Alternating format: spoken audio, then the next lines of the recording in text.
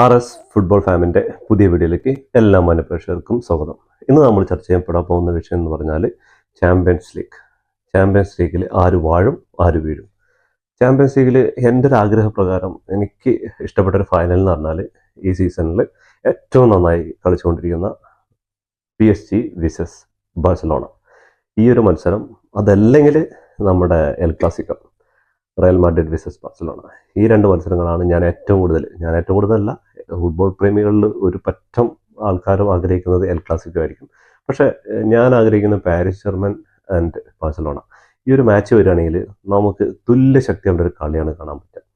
തുല്യ ശക്തികൾ എന്ന് പറഞ്ഞാൽ ഇപ്പോഴത്തെ ഒരു ബാഴ്സലോണയും പാരീസും, രണ്ട് PSG-യും ബാഴ്സലോണയും എടുത്ത് നോക്കുകയാണെങ്കിൽ നിങ്ങൾക്ക് ഒരുപാട് സാമ്യങ്ങളുണ്ട്.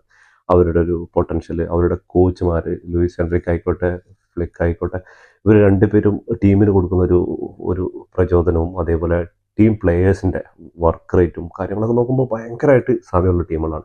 അറ്റാക്കിങ്ങിലായിക്കോട്ടെ, നമ്മൾ മിഡ്ഫീൽഡിൽ നോക്കിയാലും ഡിഫൻസിൽ നോക്കിയാലും ഗോൾ കീപ്പർ വൈസ് ഏത് നോക്കിയാലും ആക്രമിച്ച് ഗോൾ അടിക്കുക. ഇനി എത്ര ഗോൾ വഴങ്ങുന്നില്ല, എത്ര ഗോൾ അടിക്കാൻ പറ്റും.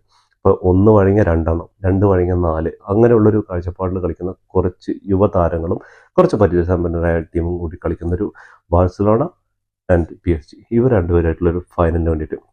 ആ ഫൈനലിലെത്തണമെങ്കിൽ ഒരുപാട് കടമ്പകളുണ്ട്.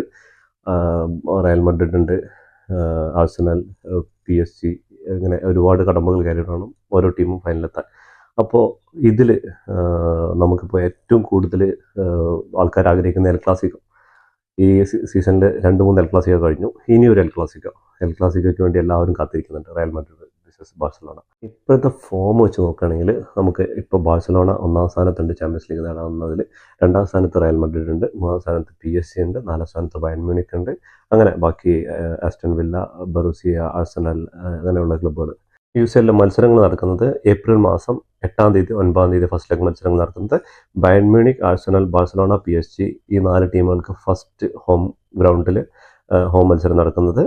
അടുത്തതായി 15-16 തീയതികളായിട്ട് ആഴ്സണൽ Villa, Borussia, Inter Milan, Real Madrid, ഇവർക്ക് സെക്കൻഡ് ലെഗിൽ ഹോം മത്സരം നടക്കുന്നത്.